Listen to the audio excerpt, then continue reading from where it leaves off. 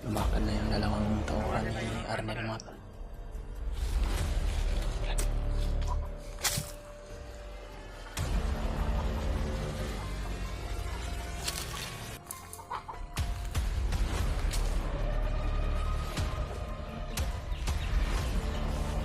Yan na.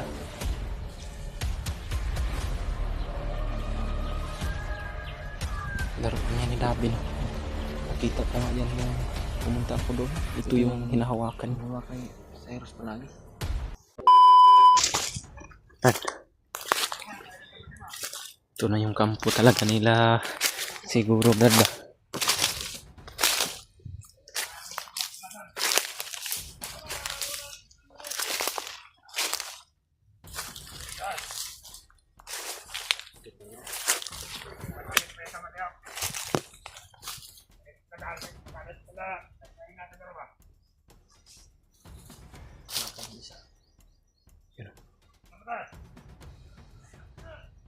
Ewan nito. Lalakad na siguro na. Ito yung sinundan namin kanina mga tol.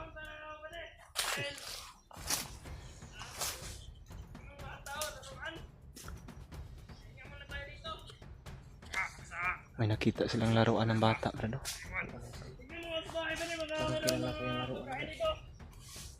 Familiar sa akin yung mukha. Parang yan yung laruan ni anak mo, Brad ba?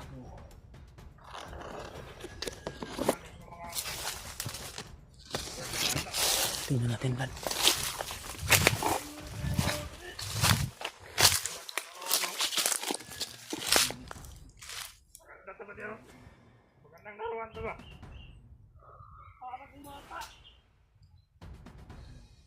Laruan ni Cyrus mga tol. Nakita ng mga bandido sa daan. Siguro dito galing sila ni Commander Arnel mga tol. Hindi na naabutan ng mga tauhan niya at nakaalis na siguro. Bumalik yung tauhan ni Commander Arnel mga tol, no? May nakita sila isang laruan.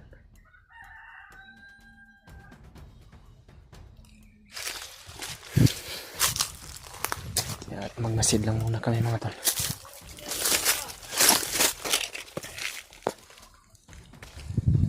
Yan. Kukuha muna kami mga impormasyon dito mga tol, no? Isang kubo mga tol o isang bahay na andito sa bundok na sinasabi nilang isang kampo nila.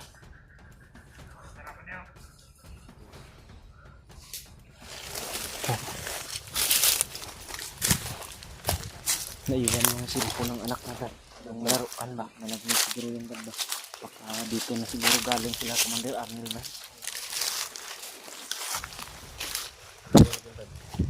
Hanap ko yung dalawa dyan. Magmasid lang muna tayo dito. Yan. Nakakad yung isang tauhan ni Arnel.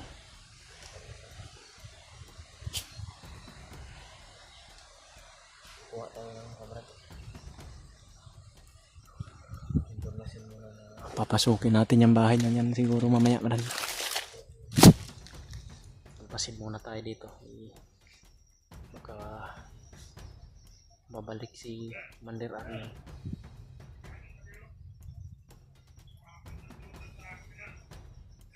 Pinaanan na doon ba?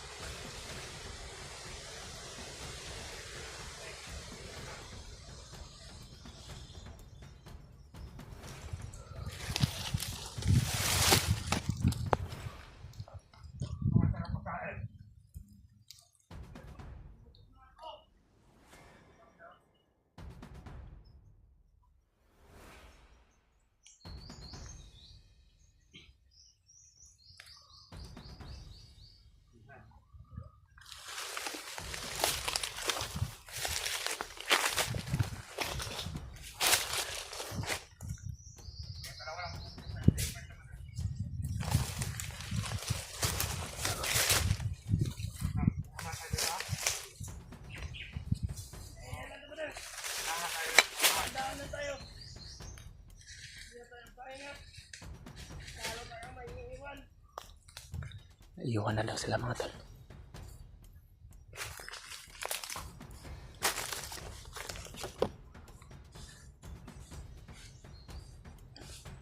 Lumakad na yung dalawang tauhan ni Arnel mga tol.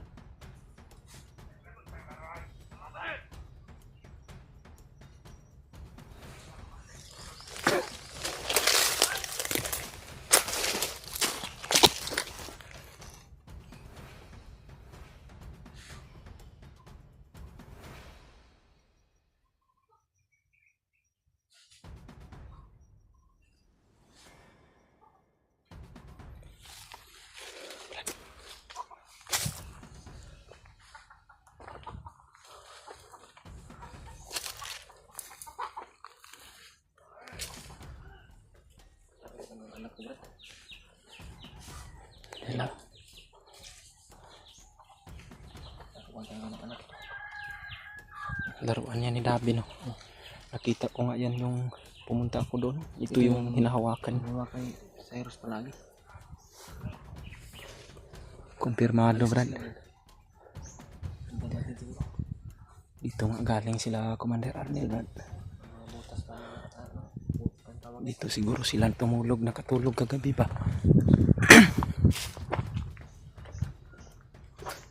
Yan. Dito siguro nang galing sila Commander Arnel, Brad, no? Hinalin mo yun, Brad. Hindi nga tayo naligaw ng daan, Brad. Tama tong location na napasok natin. Yan.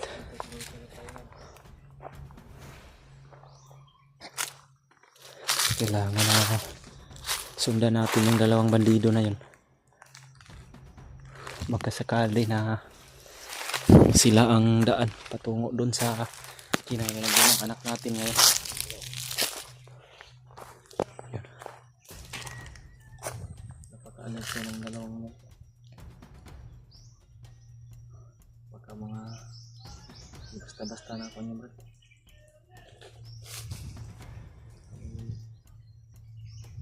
Mga galaw din yung mga yan.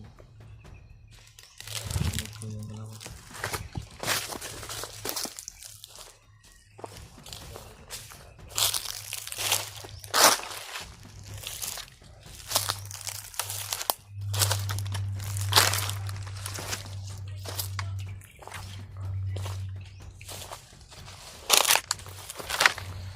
Susundan namin tong dalawang bandido ng mga tolo. At hindi talaga kami magpapakita sa kanila hanggang sa makarating sila doon sa kinalalagyan ng anak namin. Dahil kumpirmado po mga tol, may nakuha po kaming ebidensya na dito po talaga galing sila Commander Arnel kasama yung mga anak namin. Dahil nakita namin yung laruan ni Dabin na naiwan doon sa kubo o kampo ng mga bandido na sinasabi nilang isang kuta nila. Kita po namin yung parang cellphone na laruan ni Cyrus, mga tolo.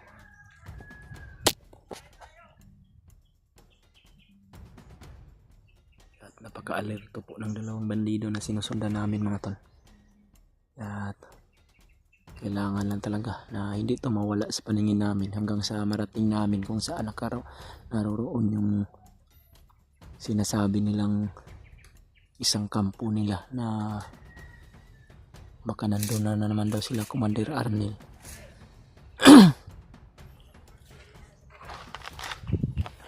Parang lalapit tayo konti. Bumalik ko sa Brad.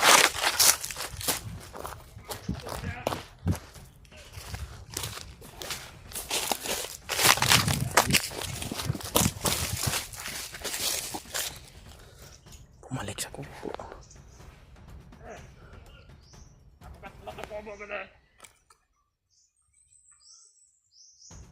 Binalikan niya yung kubo, Brad. Yung isang kubo nila dito sa bundok. Kasi nawala yung laruan. Ha?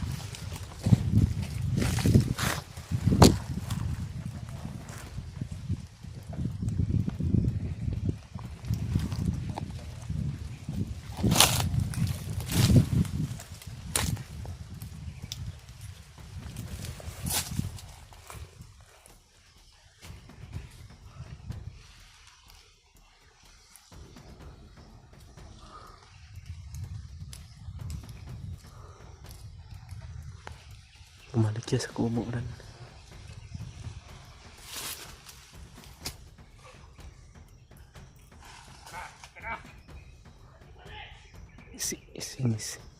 Sinarado niya lang yung kubo rin. Hindi niya napansin na kinuha mo yung laruan ng bata.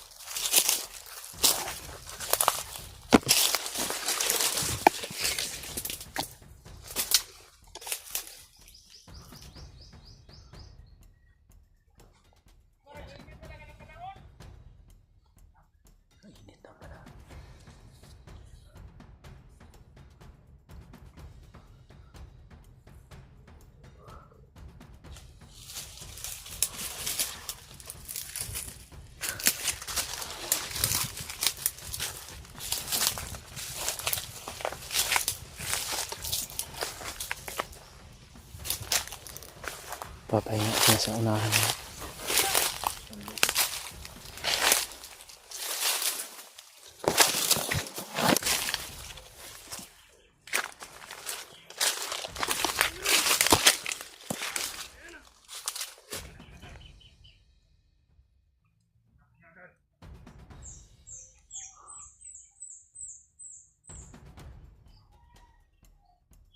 Napakabagal na naman itong maglakad itong mga bandido na to.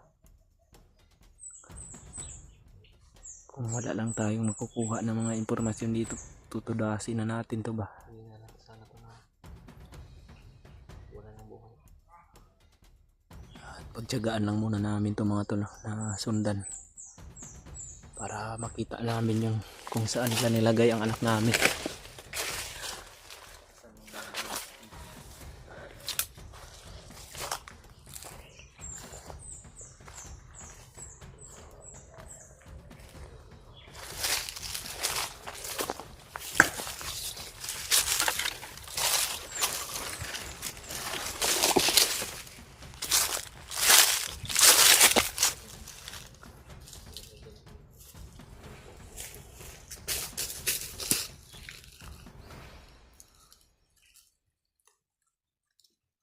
Napakabagal maglakad.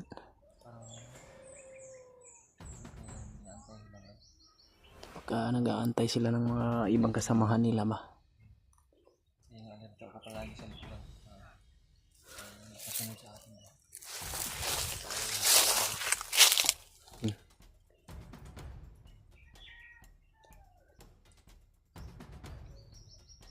Karatula doon pero. Tinignan nila yung isang kuano. Nakabitay na dahon.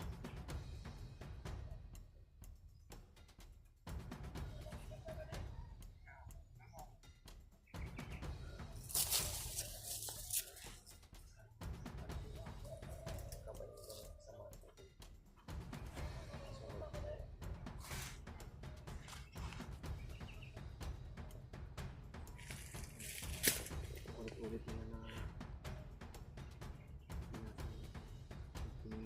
Baka yan yung kuan nila ba? Palatandaan ba?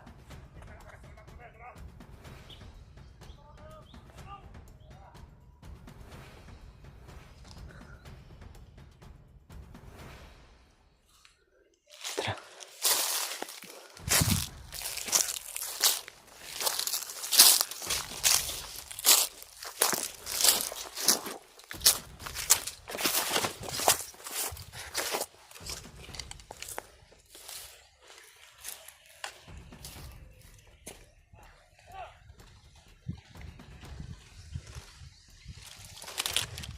sobrang hinat lumakan ng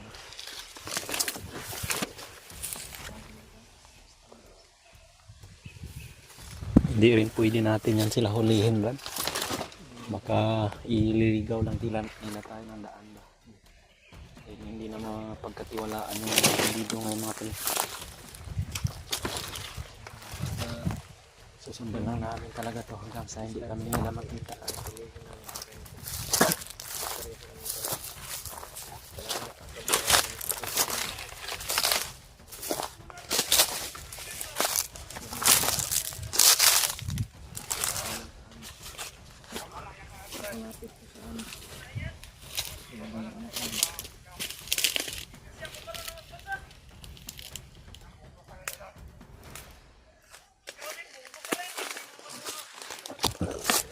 Nagtatalo na yung dalawang bandido, bro.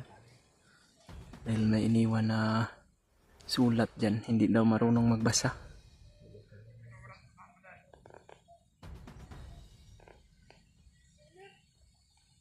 Ikot tayo doon bro. Ha? Ikot tayo doon ba? Tara. Yan.